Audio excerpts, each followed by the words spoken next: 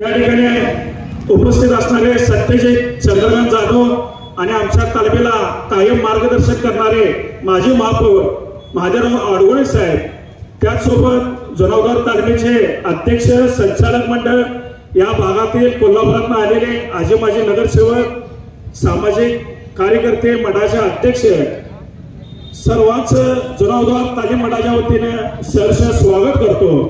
या ऐतिहासिक सोहळ्याचे साक्षीदार होताना या ठिकाणी दोन गोष्टी फक्त सांगतो की 1988 साली दीनानाथ शिंदे सरकारच्या काळामध्ये पहिला पाया या ठिकाणी रचला गेला तालमीचा आणि त्याचं भूमिपूजन आत्ताचे विद्यमान खासदार छत्रपती शाहू महाराज यांच्या उपस्थितीत 1988 साली झाला आणि पुन्हा एकदा 37 वर्षाने या कार्यक्रमाचं अध्यक्षपद त्यांना मिळालं आणि या कार्यक्रमाला ते आले, हे आमच्या पेटेचं भाग्य म्हणतो।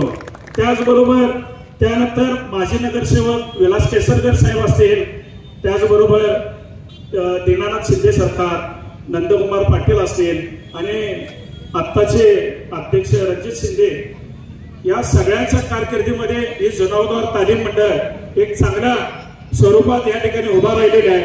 आमच्या संचालक मंडळानं असो, आधीच्या संचालक मंडळानं असो, सगळ्यांनी कष्ट केलेला आहे आणि ही तालीम चांगल्या पद्धतीने उभी राहिलेली आहे। या सगळ्या उभ्या राहण्यासाठी या स्टेजवरच्या मान्यवरांनी जी मदत केलेली आहे त्याचं ऋण कधी जुनावदार तालीम मंडळ फेडू शकत नाही।